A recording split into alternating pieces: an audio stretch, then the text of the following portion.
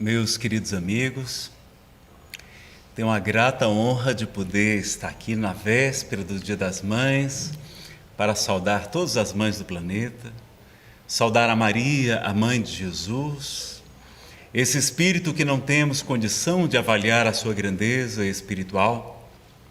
E na noite de hoje também endereçar a uma outra Maria, Maria Glaucineide, a minha mãe, que se encontra visitando a minha irmã, ajudando, auxiliando, como sempre o fez. Mãezinha querida, muito obrigado por tudo que a senhora fez por mim, por tudo que a senhora tem feito a cada um de nossos irmãos, ao nosso pai e a tantas outras pessoas a quem você auxilia. Essa palestra é em homenagem a você. Nós vamos ler uma mensagem chamada Ternura, que até o nosso querido João Badil já tinha escolhido, mas esse João é o que está no nosso slide, não vai dar tempo de eu trocar. E é do Espírito Meimei, Irma de Castro Rocha, pela psicografia de Francisco Cândido Xavier. Vocês podem encontrar no livro Mãe, uma coletânea de vários livros. Mãezinha querida, lembro de ti quando acordei para recordar. Debruçada no meu berço, cantavas baixinho e derramavas no meu rosto pequeninas gotas de luz, que mais tarde vinha a saber serem lágrimas.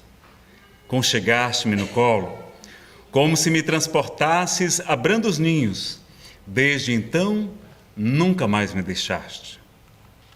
Quando os outros iam à festa, velavas comigo, ensinando-me a pronunciar o bendito nome de Deus.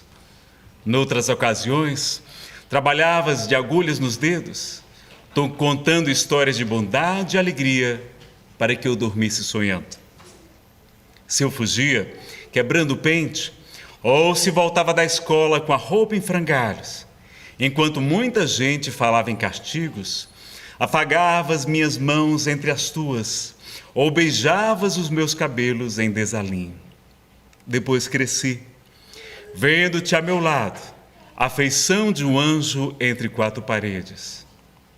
Cresci para o mundo, mas nunca deixei de ser em teus braços a criança pela qual entregaste a vida.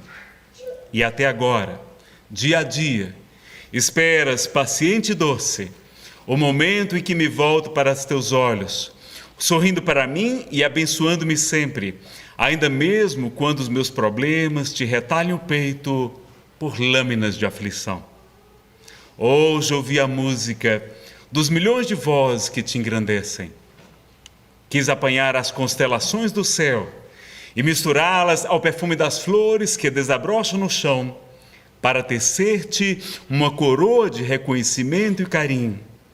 Mas como não pudesse, venho trazer-te as pétalas de amor que colhi em minha alma. Recebe-as, mãezinha. Não são pérolas, nem brilhantes da terra. São as lágrimas de ternura que Deus me deu para que te oferte o meu coração transformado num poema de estrelas. É nossa querida Meimei, psicografia de Chico Xavier, mensagem Ternura do livro Mãe. Bom, meus amigos, hoje então a gente vai falar sobre um anjo chamado Mãe. E quando eu fui buscar na internet um vídeo sobre esse assunto, há milhares de reproduções de uma mensagem muito bela, mas que não citam a fonte, falando sobre uma criança, não é? Que vai reencarnar. Vamos colocar esse vídeo, não é? Vocês vão achar bonito. É uma história bem bonita e curtinha. É um anjo chamado Mãe. Vocês encontram no YouTube, inclusive com a letra, ou esse que é falado.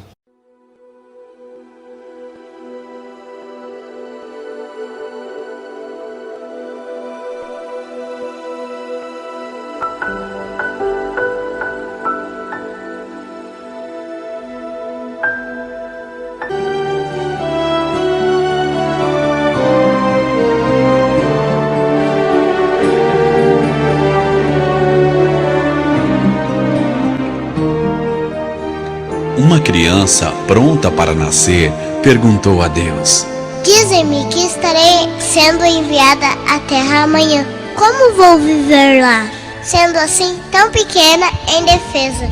E Deus disse: entre muitos anjos, eu escolhi um especial para você. Estará lhe esperando e tomará conta de você. Mas diga-me, aqui no céu eu não faço nada, a não ser cantar e sorrir, o que é suficiente para que eu seja feliz. Serei feliz lá? Seu anjo cantará e sorrirá para você. A cada dia, a cada instante, você sentirá o amor do seu anjo e será feliz. Como poderei entender quando falarem comigo, se eu não conheço a língua que as pessoas falam? Com muita paciência e carinho, seu anjo lhe ensinará a falar. O que farei quando quiser falar com o Senhor? Não se preocupe, seu anjo juntará suas mãos e lhe ensinará a orar. Eu ouvi que na terra há homens maus. Quem me protegerá? Seu anjo lhe defenderá, mesmo que signifique arriscar sua própria vida. Mas eu serei sempre triste, porque não te verei mais. Não, seu anjo sempre lhe falará sobre mim, lhe ensinará a maneira de vir a mim, e eu estarei sempre dentro de você.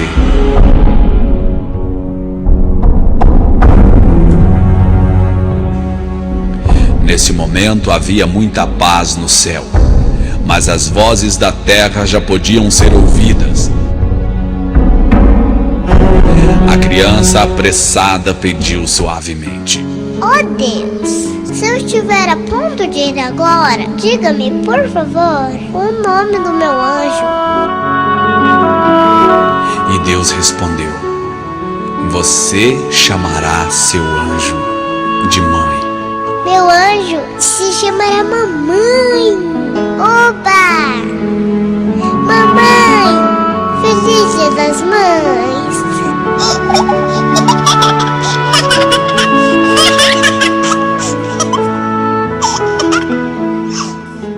Bom, tem outros também, não é?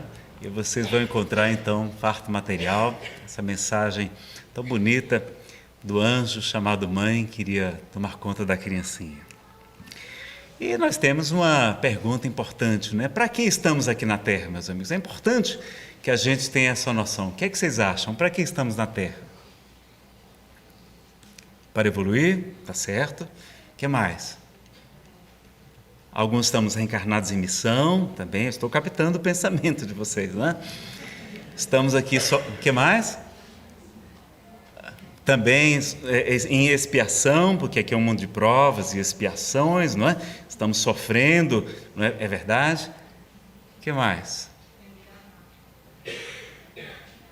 Então, eu estava, então, frequentando um grupo de estudo do Evangelho segundo o Espiritismo, lá em Fortaleza, em pequenos grupos, como aqui tem a Federação Espírita do DF e algumas casas, não é? Como o Jesus no Lar, lá no Riacho Fundo também tem esse sistema de tratamento espiritual baseado no estudo do Evangelho em pequenos grupos, depois passos, água magnetizada, o apoio da reunião mediúnica de desobsessão, que acontece em separado, porque não adianta só a gente fazer a desobsessão e a pessoa não fazer a reforma íntima. E nada melhor que o Evangelho de Jesus, explicado pelos espíritos superiores para nos trazer o melhor meio de fazer isso. E eu, então, fui interrogado pelo monitor José Carlos. Ele me perguntou: Nazareno, você sabe para que está aqui na Terra? Bom, então eu enchi o peito, porque eu era espírita diferente, eu era espírita de gabinete. Só fazia ler livros, não frequentava nem a casa espírita. Era uma época que estava viajando muito, não é? Dividida entre duas cidades, a empresa quebrando, não é? Graças a Deus foi que Kardec me sustentou, e nós tivemos então a oportunidade de responder: olha, nós estamos aqui para nos autoaperfeiçoarmos, para evoluir, concorrendo para a harmonia da lei de Deus no universo do qual somos ministros, né, como está na questão 558, não é? Nós estamos aqui em missão, nós estamos aqui sofrendo ainda, porque é um mundo de expiações e provas, mas que em breve estará se transformando no mundo de regeneração. Nós já estamos em plena transição planetária e tal, e falei achando que estava abafando, né? Ele olhou para mim e aquela senhora respondeu com a resposta correta. Eu disse: meu filho, não é nada disso. Eu disse: mas como? Se tudo que eu falei está nos livros de Kardec. Tudo isso que você falou está correto, mas tudo isso só é necessário porque nós não cumprimos o objetivo principal da nossa existência. E qual é o objetivo principal? Aprendermos a amar. Porque Jesus, a maior autoridade espiritual a pisar no solo da terra, nos disse que a lei se encontra em um único mandamento e outro que é muito semelhante àquele, de amar a Deus sobre todas as coisas, de toda a tua alma, de todo o teu entendimento, de todo o teu espírito, com todas as tuas forças, e amar ao próximo como a si mesmo. Nós estamos aqui para aprendermos a amar. Nós só estamos sofrendo porque não amamos como deveríamos ter amado, hoje ou em outras encarnações. Nós só evoluiremos quando desenvolvermos o amor, porque já temos muito conhecimento intelectual, mas ainda trazíamos ainda o coração um pouco desenvolvido. E só amando então vamos evoluir. Então vejam que nós só estamos resgatando débitos do passado, porque no passado nós não amamos como deveríamos ter amado. E a missão grandiosa então para todos nós vai ser aprendermos a amar, não é? É a resposta do nosso querido José Carlos. E qual o maior amor para Jesus, né? O que Jesus falou que era o maior amor de todos? Bom, ele nos ensinou no Evangelho, dizendo que não existe amor maior do que esse, o daquele que dá vida por seus amigos. O que é que isso aqui lembra vocês? Dar vida por alguém? Lembra muito a tarefa das mães, não é verdade? As mães, elas doam suas vidas aos filhos, ao lar. Elas realmente cumprem o amor maior, como Jesus nos ensinou. É claro que o amor das mães aqui ainda hoje, ainda trazemos apego, trazemos projeções, não é? Trazemos aflições desnecessárias. Não é um amor ainda sublimado. Nós vamos ver aqui, inclusive, quais são a escala dos sentimentos. Isso aqui nós conseguimos com Alberto Almeida, o expositor querido, não é? O Livro dos Espíritos nos fala que a maior virtude é aquela realizada sem o interesse pessoal, aquilo que a gente faz sem pensar em alguma vantagem pessoal. E nós sabemos que começamos pelo instinto, depois pelo desejo, depois começamos a ter a posse, desenvolvemos simpatia por algumas pessoas, carinho, não é verdade? Temos aqui o amor fraternal, o amor filial, uma série de questões. Depois temos o devotamento, depois o amor renúncia e até o amor sacrifício. Então, nós podemos evoluir nos sentimentos até chegar ao amor maior, que é o amor de Jesus, o amor de quem se sacrifica pela humanidade, por amor a todos nós. E as mães já sabem esse amor devotamento, o amor renúncia, já sabem até inclusive um pouco desse sacrifício também, não é? Então está aí a informação do Livro dos Espíritos, que é sem o interesse pessoal. E quem era o Espírito Superior, meus amigos, que surpreendeu o irmão Jacó no livro Voltei pela sua grandeza espiritual? Quem sabe? Vamos ver aqui. Livro Voltei, essa era a capa antiga, não é? É o título Reencontro Emocionante, no capítulo 9, A Chegada. E ele vai dizer: meditando nas festividades cristãs dos tempos primitivos do Evangelho, notei que celeste bando de aves luminosas surgia longe, voando ao nosso encontro. Que pássaros seriam aqueles? Lera em vários ditados mediúnicos informes sobre a existência de aves diferentes das nossas, nas esferas espirituais vizinhas do plano físico, mas eram tão lindos os seres alados que me se revelavam aos olhos, que não hesitei em perguntar ao irmão Andrade quanto à procedência deles. Lembrem que irmão Jacó era Frederick Figner, não é? Um dos diretores da Federação Espírita Brasileira, um homem muito rico, dono das casas Edson, que ajudou muito a Federação em sua época, não é? Que viu sua filha materializada através da médium Ana Prado, durante várias oportunidades, ele e sua esposa, com as roupas, com os caracteres, com a voz, tudo a semelhança de Raquel, a sua filha, e ele vai se tornar-se espírita convicto e um grande trabalhador do movimento espírita.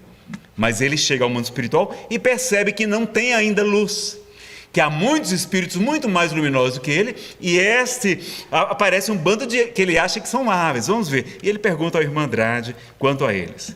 Interpelado por mim, não ocultou o riso afável e esclareceu. Não são aves, e sim crianças. Estou informado de que vieram buscar a nossa irmã M. Eles não identificam o nome. E designou a professora, cujo corpo espiritual se caracterizava por formosas irradiações de luz. Atencioso, prosseguiu dizendo, alguns lhe receberam no mundo o calor da maternidade sublime. Então, era uma professora dedicada, de regiões com poucos recursos, e era também mãe de algumas daquelas crianças que estavam ali vindo recebê-la. Quase no mesmo instante, a assembleia de meninos particularizava-se, se reunia.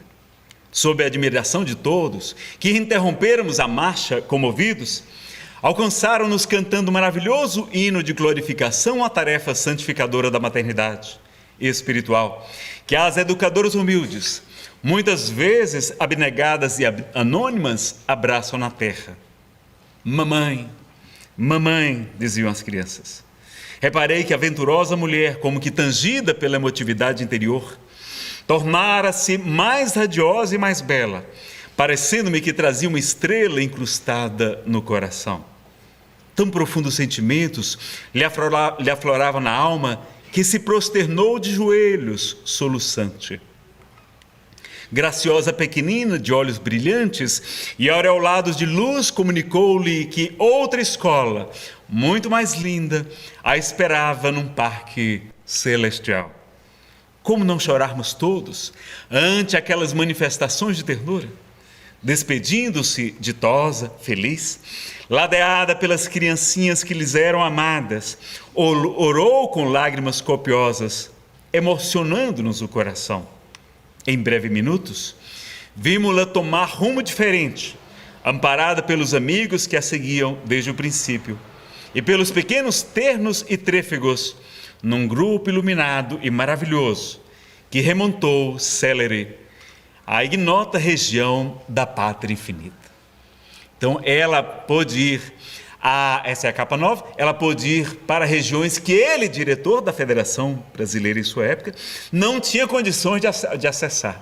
E tinha sido apenas uma professora humilde e abnegada e mãe de algumas daquelas crianças. E ela estava, então, sendo alçada para esferas sublimes. Vejam a importância da maternidade. E qual o maior desejo de Chico Xavier, meus amigos? Vocês sabem qual é o maior desejo de Chico? Dizem que o maior sonho de Chico era estar numa cidade em que ninguém o conhecesse e que ele pudesse dedicar-se integralmente a auxiliar as mães solteiras, as gestantes carentes, para que ele pudesse auxiliar nessa tarefa tão bela que é a maternidade. Era o maior sonho de Francisco Cândido Xavier. Olha que coisa impressionante que é a maternidade. Lá em O Livro dos Espíritos, Allan Kardec pergunta qual a missão mais importante, a dos homens ou das mulheres? O que vocês acham? Das mulheres, é claro, meus amigos. Das mulheres, porque são elas que educam os homens. É assim que está em O Livro dos Espíritos. Então, vocês mães, vocês mulheres, têm uma missão muito mais importante do que nós. Nazaré, mas eu acho bacana, não é quem dá palestras, quem fala. Olha, pessoal, a gente fala a teoria. E vocês exercitam a prática, não é verdade? Vocês é que sabem a prática, nós só falamos, não é? Estamos muito longe da prática. E qual a maior escola de amor? O que é que vocês acham? Qual a maior escola do amor? É a família, é verdade, é na família que a gente vai desenvolver esse grande amor. E qual a melhor profissão para praticar bastante o amor? Para a gente fazer um pós-doutorado com prática, não é com residência, como o pessoal fala. Vamos ver qual a melhor profissão para a gente desenvolver o amor? É uma propaganda que foi feita na época das Olimpíadas. E vocês encontram também no YouTube, basta procurar qual a melhor profissão do mundo. 该起床喽！哎，该上学啦。Time to get up.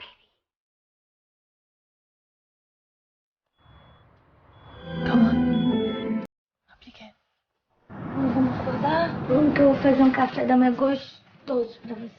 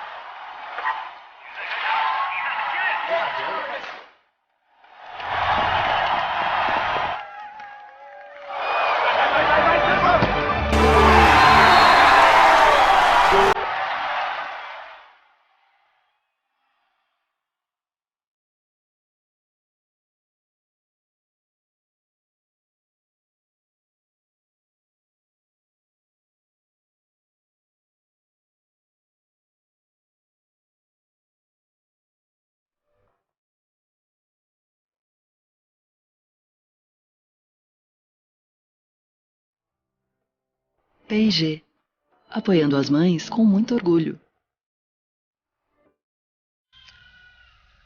Tem muito material bonito sobre mãe, não é? Como elas são queridas e não é à toa. Então, a melhor profissão para a gente praticar bastante o amor, ser mãe, não é? Então, vamos estimular a maternidade. E o que fazer para ser salvo, meus amigos?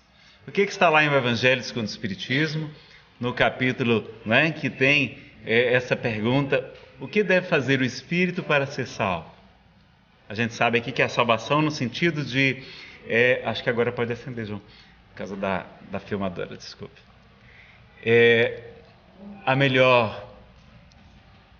A interpretação da palavra salvação ali é no sentido de quê? De que vamos passar para esse mundo de regeneração e continuarmos tendo autorização de reencarnar nesse planeta, não é? Não é salvação. Ali a salvação é como a gente fala: eu salvei uma ovelha, salvei uma pessoa do perigo. Essa é que é a salvação. Não é salvação como é o sentido tradicional teológico, não. O Espiritismo é diferente, não é? E o que é que Jesus nos fala? Tive fome e me deste comer. Tive sede e me deste beber. Estava nu e tu me vestistes.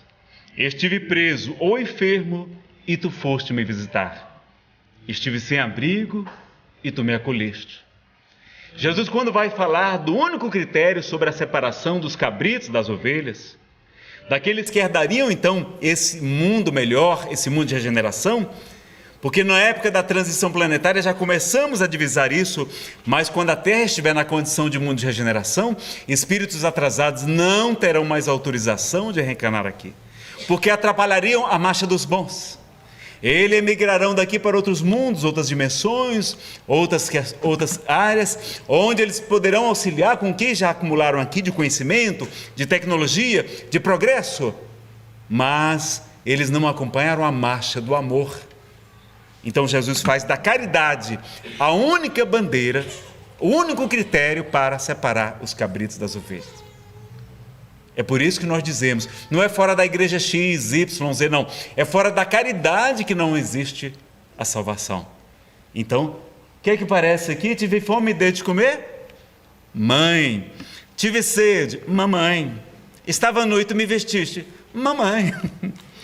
Estava doente, né? Ou preso, tu foste me visitar. Quem faz isso? As mães. Estive sem abrigo, tu me acolheste em tua casa, em teu lar, me recebeste no teu ventre, me recebeste como filho. Que maravilha que é, então, nós estamos praticando o que Jesus exatamente nos pediu. Então vamos, não é, exercitar esse dom sublime que é a maternidade, meus amigos. Nazaré, mas eu não posso ter filhos por esse e tal motivo, não é? Então vamos adotar uma criança lá na colônia espiritual Nosso Lar. Vocês sabem por que lá é tão maravilhoso? Porque lá não existem crianças abandonadas. Aí não tem dependência química, não tem problema de criminalidade. Por quê?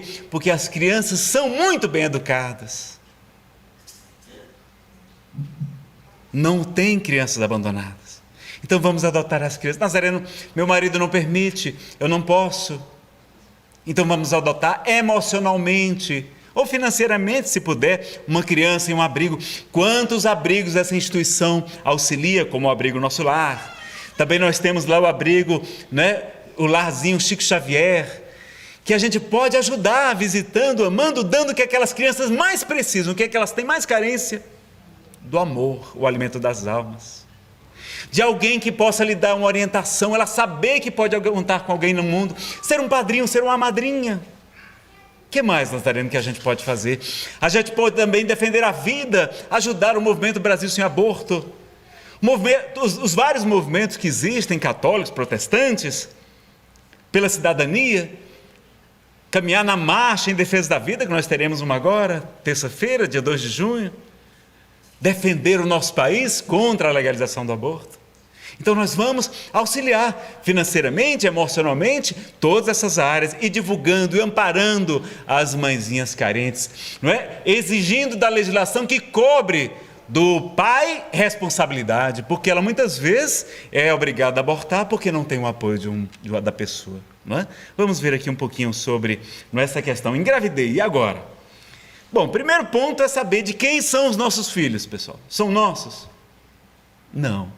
Nossos filhos são espíritos, nossos filhos são filhos do nosso Pai Celestial. E o que é que Deus, Pai de todos nós, nos pediria que fizéssemos pelos seus filhinhos? São seus, não são nossos. Será que Ele não pediria para que nós cuidássemos, recebêssemos eles, mesmo que viessem por diversas formas diferentes?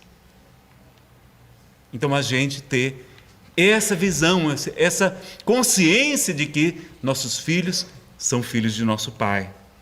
E aí as pessoas alegam alguns motivos para aborto. Tem outros, não é? A gente teve pouco tempo para preparar os slides.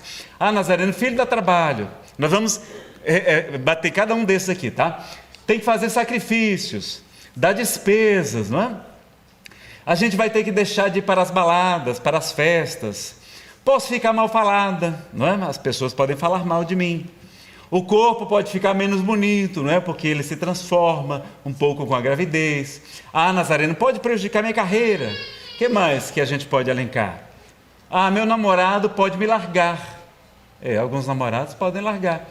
E ele quer que eu aborte. Eu tenho medo de filhos difíceis. E eu vou colocar mais um filho no mundo?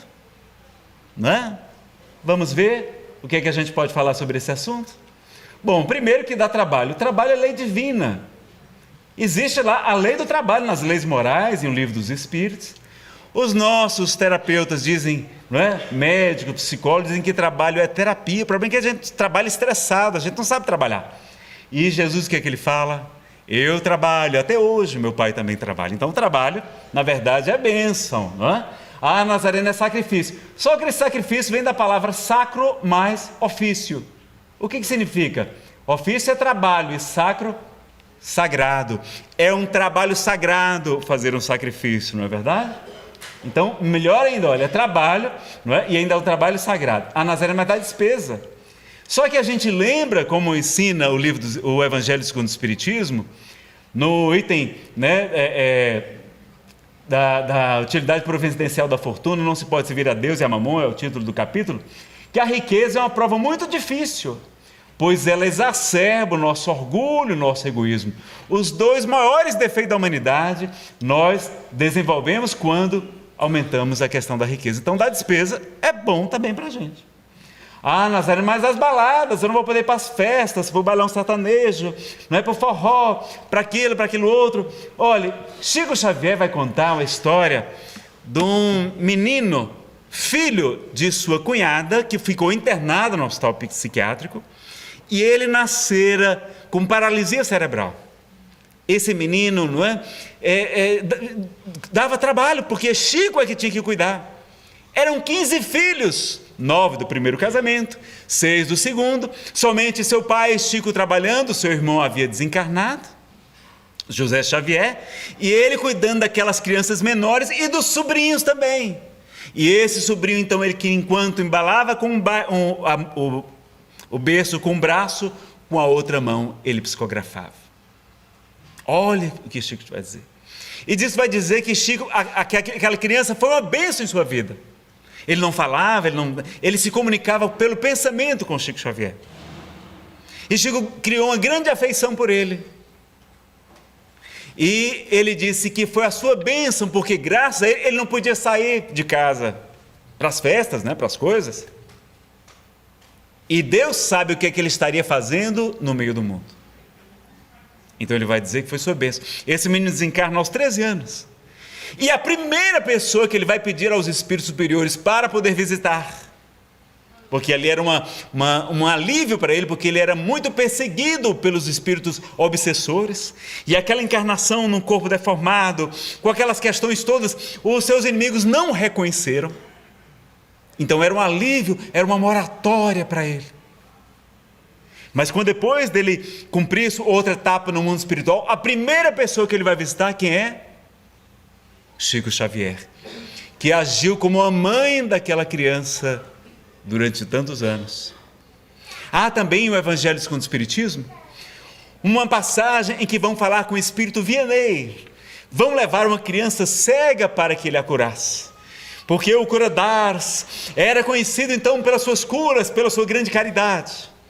E ele vai dizer uma mensagem tão belíssima, dizendo que poderia sim curar aquela criança, mas que ela não sabe talvez o grande benefício que estava sendo aquela prova da cegueira, que ele impedia muitas vezes de ir para essas festas, para essas coisas, para as distrações do mundo.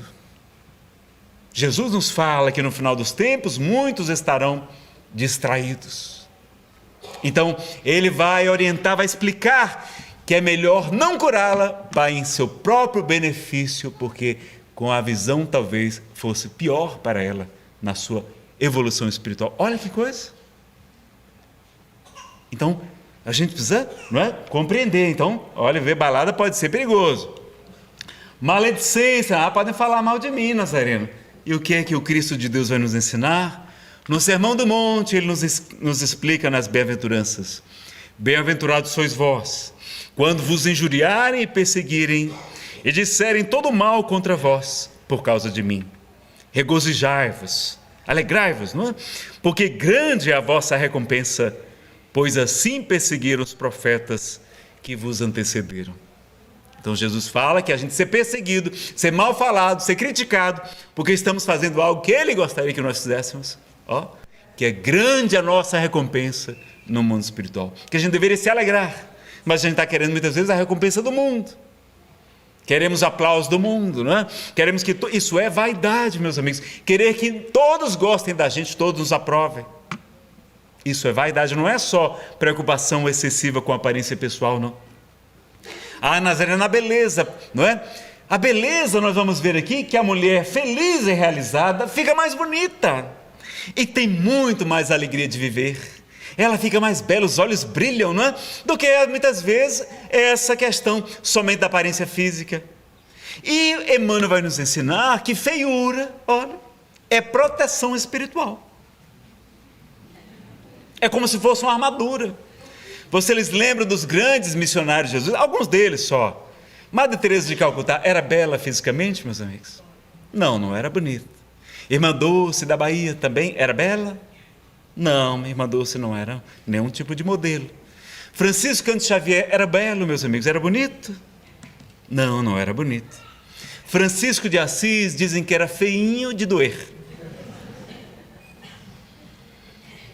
Será que não era proteção espiritual, porque aqueles homens e mulheres tão maravilhosos poderiam muitas vezes fazer com que outras pessoas se apaixonassem?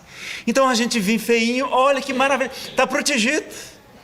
Enquanto que a beleza talvez pudesse ser uma causa para a nossa perdição. Então vejam, como a maternidade só tem coisas boas. Nazareno é a carreira. Só que será que a gente não está se preocupando muito com o materialismo? Será que isso não é egoísmo? Não é vaidade? Não é ambição desmedida? E Jesus nos fala daquele homem muito rico, que começa a acumular muitos bens, os celeiros já estão repletos, ele manda construir um maior ainda, para então que a sua alma descanse e goze em paz. E Jesus vai dizer: louco, hoje mesmo levarei tua alma. Não é? Então vejam que a gente está buscando acumular tesouros na terra, quando deveremos buscar primeiro os tesouros no reino dos céus, e tudo mais nos será acrescentado, porque o Pai sabe do que temos necessidade. Ah, Nazareno, se o namorado me largar, olha, minha filha, se ele te amasse mesmo, jamais te largaria. É melhor que largue logo, para você não perder seu tempo, não é não? É melhor. Ah, mas se ele quiser me obrigar a abortar, ele e os outros serão responsabilizados também, não é? A equipe médica, a família, se lhe obrigar também. Mas, e você? Mas você será a maior prejudicada. Não vale a pena o aborto. Somente nos prejudica a nós e prejudica muito os nossos bebês, nossos bebezinhos, não é verdade? Então a gente sabe, hoje numa palestra não é sobre aborto, mas quanto os espíritos no livro Entre a Terra e o Céu, no livro Religião dos Espíritos, André Luiz e Emmanuel, respectivamente, falam das muitas consequências do aborto. E temos já pesquisas médicas várias nos países em que o aborto foi legalizado. O número explodiu, porque agora legalizado já está sendo usado como método contraceptivo. E aí o número aumenta. Quando não aumenta era porque as estatísticas eram super infladas, como agora no Uruguai foi legalizado, e o número que era estimado altíssimo caiu para um terço. E ainda foi o ministro lá dizer: está vendo quando legaliza como diminui? Quando era porque a estatística era mascarada como o próprio, um dos maiores abortistas do mundo, o Dr. Bernard Natterson, vai confessar no Congresso em Madrid e também no livro América que Aborta, quando eles manipulavam as estatísticas querendo a legalização do aborto no Brasil, que aconteceu em 1973. Então vejam, e quantas consequências, hoje as pesquisas todas comprovando muito mais câncer de mama, muito mais câncer de útero, muito mais hemorragias, muito mais gravidez ectópica, muito mais dificuldades de engravidar, muito mais esterilidade, muito mais problemas de toda sorte, depressão, transtorno do pânico, alcoolismo, dependência química, até mortes violentas. A Marli Virginia, doutora, pesquisadora aqui do GDF, grande estudiosa do assunto, católica, ela vai dizer, não é, inclusive, que as mulheres morrem mais ainda por causa de morte violenta, como atropelamento, como a casa pegar fogo. Até tem estatística até para isso. Ela talvez não consiga explicar, mas a gente sabe que muitas vezes o espírito pode não perdoar a mãezinha e tornar-se um obsessor espiritual, prejudicando ela nesta vida. Então ela que queria ganhar a vida, perdê-la muitas vezes por causa de uma obsessão gravíssima. E a gente sabe da dificuldade. Então o livro dos Espíritos é muito claro, dizendo que a união acontece na concepção e que é crime nós interrompermos a gestação em qualquer época, porque ele impede a um espírito de passar pelas provas que precisa passar. Então vejam que nós já temos essa consciência, esse entendimento, mas precisamos explicar isso para outras pessoas, porque hoje o materialismo graça em toda parte. As pessoas já não têm mais a fé, a convicção religiosa, o respeito pelas instituições, pela igreja, e nós precisamos explicar. E há um livro da Federação Espírita Brasileira, o que os espíritos dizem sobre o aborto. Há também opúsculos que ela distribui gratuitamente, com várias questões explicando, para nos esclarecer. E a Federação Brasileira, a Federação Espírita do DF, tem sempre estado presentes nas marchas nacionais em defesa da vida, auxiliando o movimento Brasil Sem Aborto, não é? Presidido pela nossa querida Lenise Garcia e também pelo nosso companheiro espírita, Jaime Lopes, que fundou uma instituição, um centro espírita dedicado somente à vida, Instituto Vida Bezerra de Menezes, lá no Areal, pertinho de Águas Claras, não é? Então, a gente tem que explicar as consequências do aborto, para que a gente evite tudo isso, não é? Ah, Nazareno, mas eu tenho medo de filhos difíceis, não é? Mas será que não é a ovelha desgarrada do rebanho, que quando a encontra, Jesus está mais feliz por ela do que pelas outras 99 que deixaram no aprisco?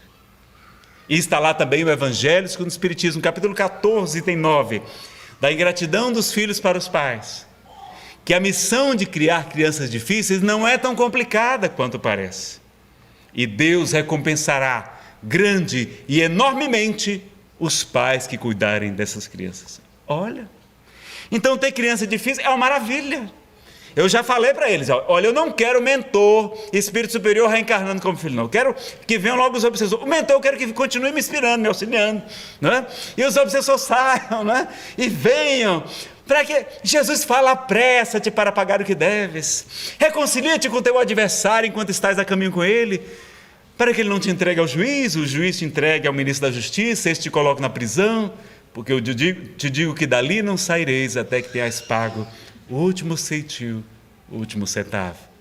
Então vejam que a gente vai ver que o próprio livro dos Espíritos, o próprio livro A Gênese, não é? Falando dessa transição planetária, Divaldo Pereira Franco também revelou que Jesus autorizou a reencarnação de milhares de espíritos superiores para promover esse processo de regeneração.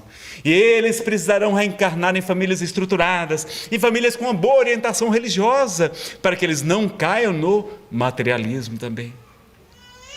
Então nós precisamos compreender a missão dos espíritas, de acolher esses espíritos. Vocês sabem quantos filhos Divaldo Pereira Franco tem? Aliás, vamos fazer nossas preces por ele. Ele teve uma pneumonia recente e precisa estar se reabilitando, mas precisa sim das nossas vibrações. Ele tem 672 filhos adotivos. Por que Divaldo se dedica tanto a cuidar de crianças carentes, crianças abandonadas, a educação das crianças? Que tarefa linda, meus amigos. E ele, quando chegavam crianças abandonadas na mansão do caminho, ele ia lá do cartório para registrar. E aí o tabelião perguntava, como é o nome do pai? Divaldo Pereira Franco. E o nome da mãe? Ele disse, eu não sei. Aí ele disse, olha, o nome do pai não precisa ter, mas o nome da mãe tem que ter. Aí o espírito Alta de Souza estava ao seu lado e disse, olha, diga Alta de Souza. Aí daqui a pouco, quando já tem 30 filhos de Alta de Souza, aí teve que ir mudando, né? Porque o tabelião já não... Aí depois os processos foram evoluindo, né? Isso começou há muitos anos, muitas décadas, e hoje a lei faculta com muito mais facilidade. Então ele tem 672 filhos adotivos. E ele é o 13º filho de uma família muito pobre, nasceu em Feira de Santana. Sua mãe passava fome para que Divaldo não padecesse. Ela já estava com a idade avançada para a época, em 1917, Divaldo de 1917, ou 27, né? 27. E ela então já estava com 42 anos, no interior, muito pobre, e ficou com a barriga, ela achava que era barriga d'água, com hidropsia. E foi conversar com o médico, porque a outra filha já tinha nascido com problema, com hidrocefalia, né? Água na cabeça. E quando foi lá, o médico disse, olha, daqui a 6 meses a sua barriga d'água vai nascer. Agora eu sugiro à senhora que aborte, porque a senhora já tem uma idade avançada, nós não temos muitos recursos, não é? Teve a última criança doente. E ela, Ana, um espírito venerando, vai dizer, nem que eu morra, eu jamais matarei o meu filho. E aí nós recebemos Divaldo Pereira Franco, meus amigos, graças à coragem dessa mulher. Então vejam como a providência divina nos auxilia, porque está lá também no Evangelho segundo o Espiritismo, que Deus jamais nos dá fardos que nós não possamos suportar, e que toda prova rude é quase sempre um indício do fim de um sofrimento, e é sempre um aperfeiçoamento para o espírito. Ou seja, é um sinal de que as coisas vão melhorar. E a providência divina concorre por tudo aqui e por ali. E mesmo quando as famílias às vezes não acatam a princípio, os avós se encantam pelo netinho. Quantas vezes a gravidez vem como bênção. Eu já conheci casal que sofrendo de depressão, conversou comigo e tal, Nazareno, olha, depois que a gente teve nosso filho, acabou-se a depressão. Olha que maravilha. Porque não tem nem tempo para ter depressão, não. Correndo para lá e para cá e tal. E é maravilha. Hoje, com tantas facilidades, com fralda descartável, com máquina de lavar louça, de máquina de lavar roupa, máquina de lavar isso. Daqui a pouco tem máquina para lavar o marido, né? Tem roupa para tudo. Não é? Antigamente, no interior, no meio das matas, quando nem tinha parteira, muitas vezes as mãezinhas tendo 10, 15, 18, 28 filhos, permitindo a reencarnação. Nazareno, mas será que é importante? Meus amigos, você não sabe, vamos ver aqui o próximo slide. Mais um no mundo aqui. Só que aqui diz o livro Céu e Inferno de Allan Kardec, que completou 150 anos esse ano de 2015. O espírito desencarnado é muito mais impressionável. Quando a gente está fora do corpo, é muito mais impressionável os sentidos.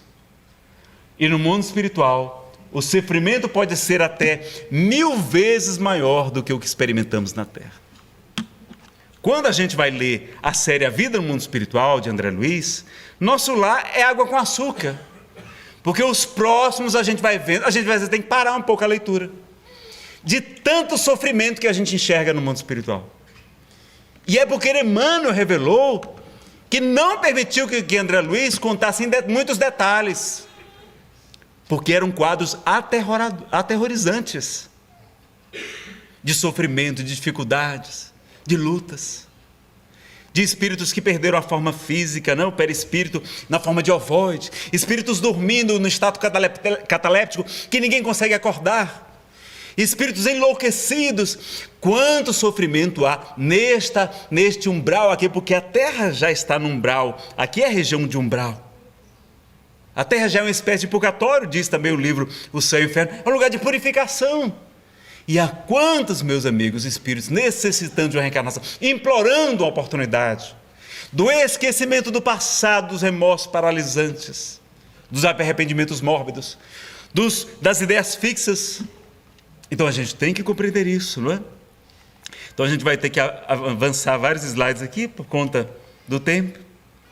E nós vamos concluindo aqui a nossa participação com uma história chamada Heroísmo Materno.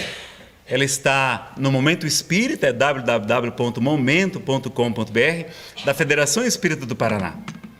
Estamos completando 70 anos, não é? Hoje, da rendição da Alemanha para o fim da Segunda Guerra Mundial, e vale a pena a gente trazer uma história dessa época.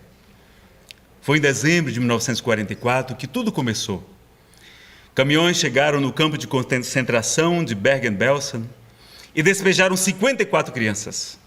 A mais velha tinha 14 anos e havia muitos bebês. No alojamento das mulheres, Luba Gerkak, era uma polonesa, dormia. Acordou sua vizinha de beliche e lhe perguntou: está escutando? É choro de criança. A outra lhe disse que voltasse a dormir. Ela devia estar sonhando.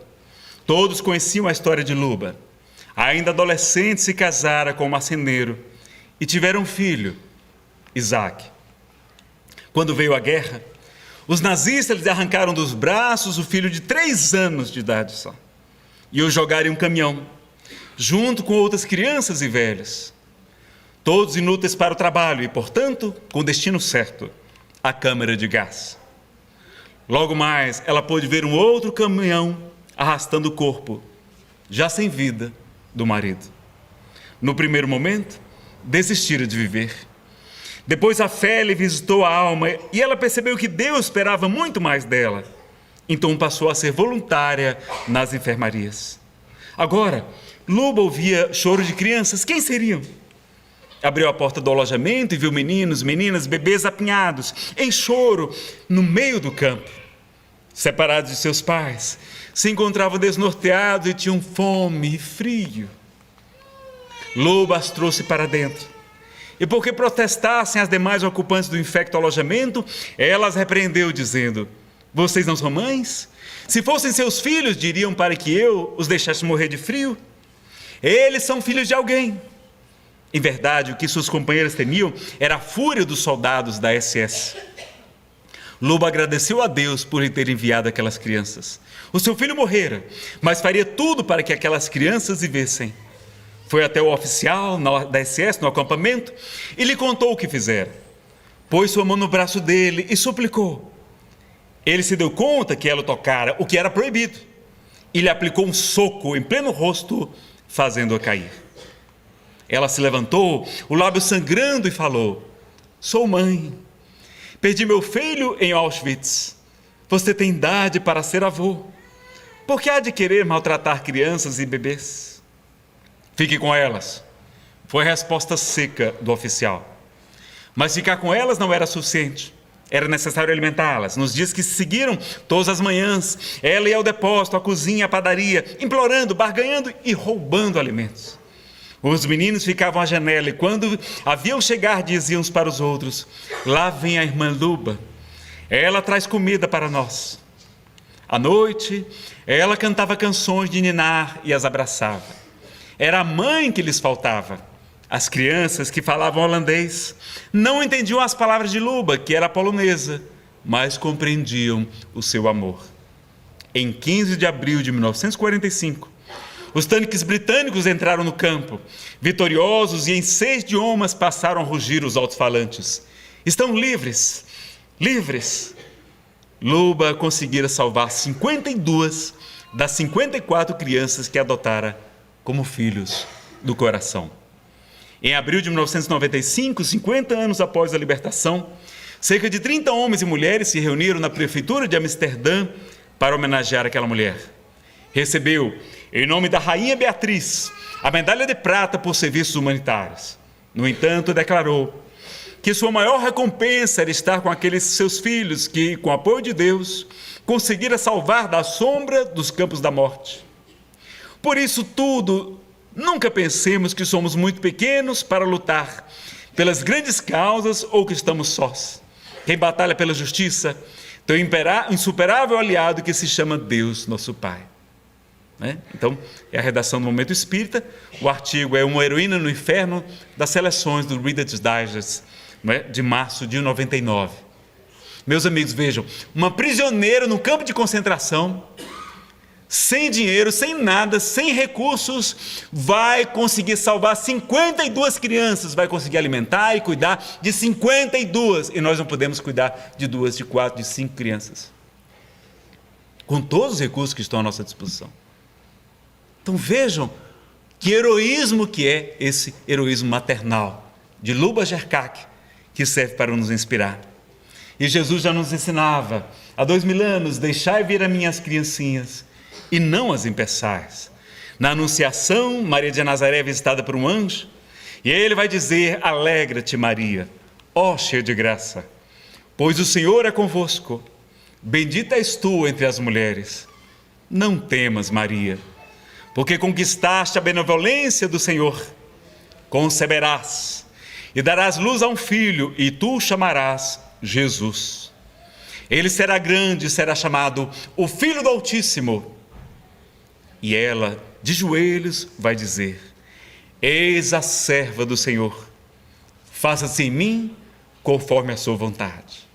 Ela devia ter de 13 a 16 anos de idade. E vai dizer que faça-se a vontade de Deus, não é verdade?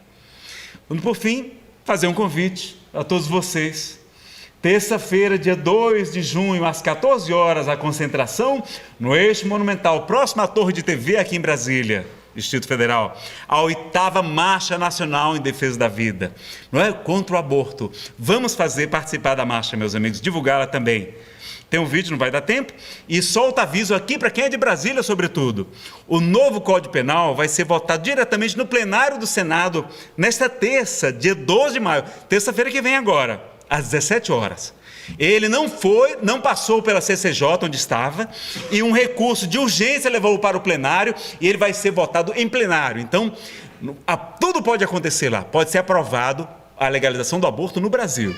Então, o texto original, que está lá, não é muito bom, do senador Vital do Rego, ex-senador Vital do Rego, está melhor do que o substitutivo do senador Pedro Táxi, mas nós estamos pedindo que as pessoas solicitem a manutenção da atual legislação sobre o aborto, porque ele tem vários outros pontos, mas a gente pedir no site do Senado, senado.leg.br ou 0861 2211, para a gente, e quem puder comparecer na sessão lá do Senado também, às 17 horas da terça-feira. É o convite do Movimento Nacional da Cidadania pela Vida, Brasil Sem Aborto.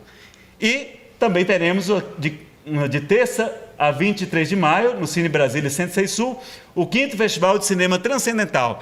Os ingressos são apenas 2 quilos de alimento, não é? Vocês podem trocar os ingressos aqui na Comunhão de Brasília, não é? Vamos ter o filme Nos Passos do Mestre, Frei Galvão, Arquiteto da Luz, Rap. No sábado, 2 filmes às 15 horas, Povo Dourado Somos Todos Nós, e no sábado, às 19 horas, Data Limite, segundo Chico Xavier. Tem aqui na Comunhão os ingressos, tem na Cine Brasília, na 106 Sul, que é bem aqui pertinho, na Cult Vídeo, da 215, Legião da Boa Vontade, também na Livraria Paulinas, lá no setor comercial, e mais informações no cinetranscendental.com.br. É de graça, a gente solicita apenas 2 quilos de alimento, você troca o alimento aqui na recepção da Comunhão, vocês já podem trocar, já está disponível, tá certo? Então, acho que já está no nosso horário, né? Só agradecer, não é? Posso fazer a prece já? Aí a gente já aproveita e já faz a prece. Que tal uma música como prece, né? De Roberto Carlos, ele é católico, mas a música muito bonita para todos nós. Nossa Senhora. Um pouquinho a luz.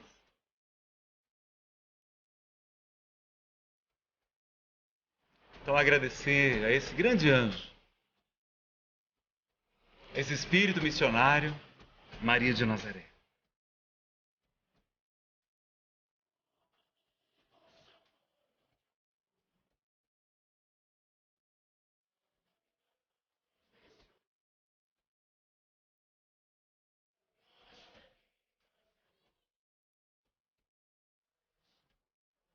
Ajuda-nos, mãezinha.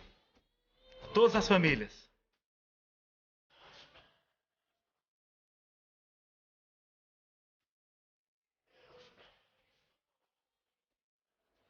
Com teu exemplo.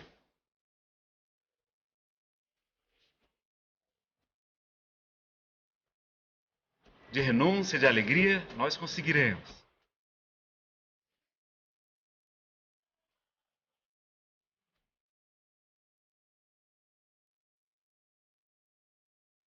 Ajuda-nos, mãe, a perdoar a todos e a nós mesmos também.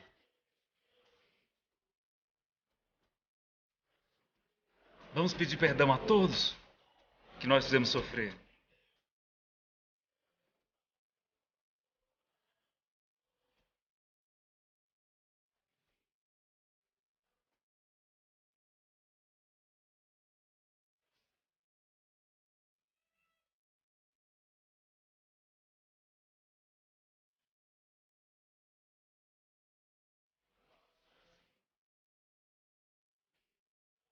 Vamos cantar.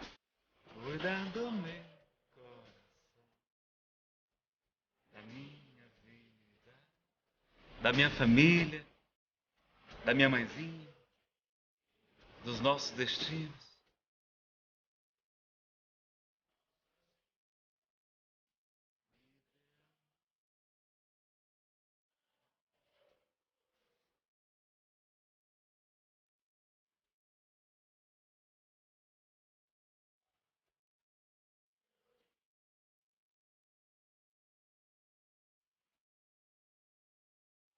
Porque Jesus é o caminho, a verdade, a vida. Cuida de nós, mãezinha. Cuida de todas as famílias, de todas as crianças. E ajuda-nos a sermos instrumentos da vida, do amor, da paz. Ajuda-nos a defender a vida.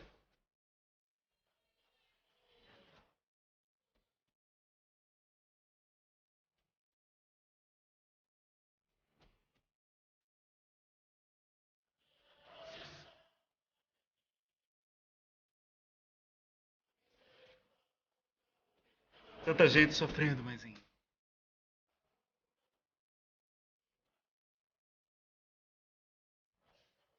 Enquanto que a salvação está no amor, na caridade.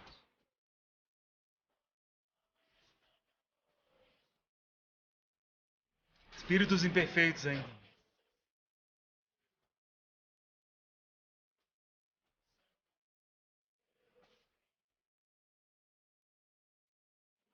Mãe de Jesus, tende piedade de nós.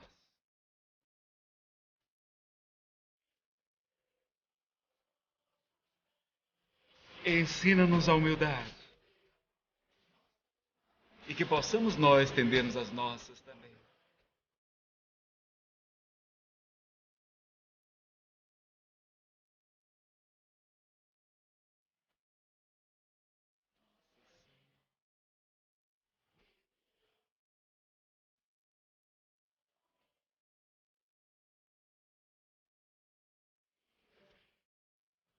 Da minha família, de todas as famílias,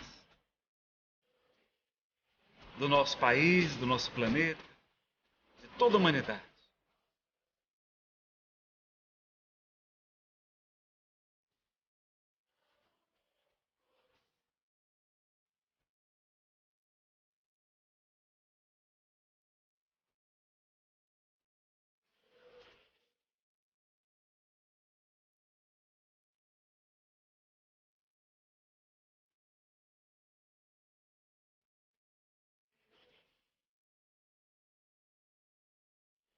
Ajuda-nos a cuidar das crianças,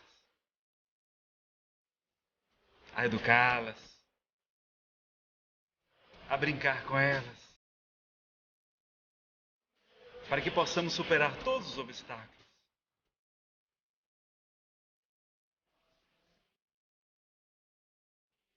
E fazer o amor nascer em toda parte, valorizando a educação e o caminho, mesmo daqueles mais difíceis, porque o Pai nos confiou essa tarefa. E assim, mãe querida, com a certeza que a caridade cobre a multidão de pecados, com a certeza de que Jesus nos disse, porque muito amou, seus pecados foram perdoados, e que podemos modificar o nosso futuro através do bem, do amor e da caridade, te pedimos, ajuda-nos a sermos instrumentos do amor, da paz, da vida, da esperança e da fé em toda parte para todos os nossos irmãos e humanidade, e que possamos auxiliar, sobretudo, as nossas crianças, as crianças de nosso Pai Celestial. Que assim seja.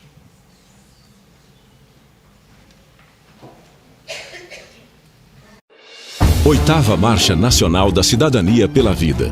Brasil sem aborto. Por que legalizar a morte se queremos vida? Participe da 8ª Marcha Nacional da Cidadania pela Vida. No dia 2 de junho de 2015. Concentração a partir das 14 horas, atrás da Torre de TV, no Eixo Monumental, Brasília. Não fique fora dessa luta. Garanta os direitos do bebê por nascer.